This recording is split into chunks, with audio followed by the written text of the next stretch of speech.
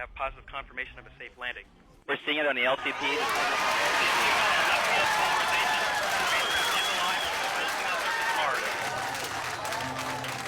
Very strong on LTP. Opportunity hit a hole-in-one when she landed. The airbag system rolled into the small crater called Eagle Crater.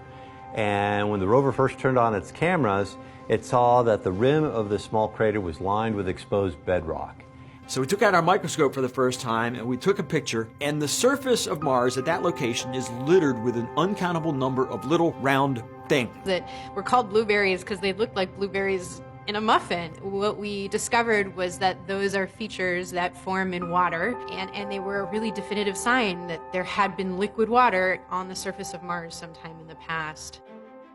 You know, after we left Eagle Crater, we went to Endurance Crater, and that's the crater we drove down in.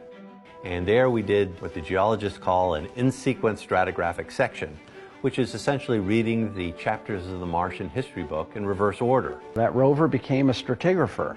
First time you had a stratigrapher on Mars. We knew we wanted to go after Endurance to Victoria. We put pedal to the metal and we started heading there, tens of kilometers away. We had to literally surf across these dunes of wind-blown material, and the rover got stuck in one of those. We had to get the rover unstuck. What we found is the best way to get it out is just to put it in reverse and gun it.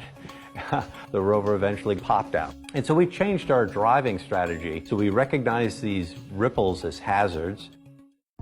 We get to this giant half-mile diameter crater, Victoria Crater, and we want to figure out, gee, how can we go into this thing? All of a sudden we got high-rise images. We could see the rover in the image. And that was the very first image that we got from space showing one of our rovers. We spent a year scouting the edge of that crater to decide where we wanted to go in to get the best stratigraphic section. We found a place to go in, and we drove down in, and we spent about a year inside Victoria Crater. The science team was really excited about the idea of driving to Endeavour Crater, over 20 kilometers away. This is a long drive to do. It was going to take multiple years, but they decided to do it anyways. There were too many of these dangerous ripples in our way, and we actually had to take this circuitous route that at times took us away from the crater, only to then cut back and then approach it more directly. And then we pull up to Endeavour Crater, and all of a sudden there's all these new things to look at. We first discovered the homestake vein. It was this very, very bright linear feature. It turns out that it was a big gypsum vein, and we see these gypsum veins now all over. So it was our first taste of what is a really important process on Mars.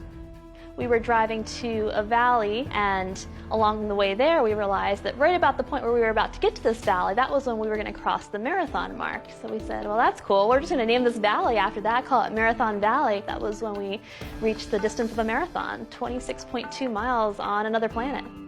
We continued driving through some slopes down a little bit on the interior of the crater rim until we came back out so that we could continue on to the next valley, Perseverance Valley, where the rover was exploring when we lost contact. We said we're going to operate this vehicle until the day where we can't, and that's exactly what we did, and I'm really proud. We've set a foundation that will serve as the basis for future exploration.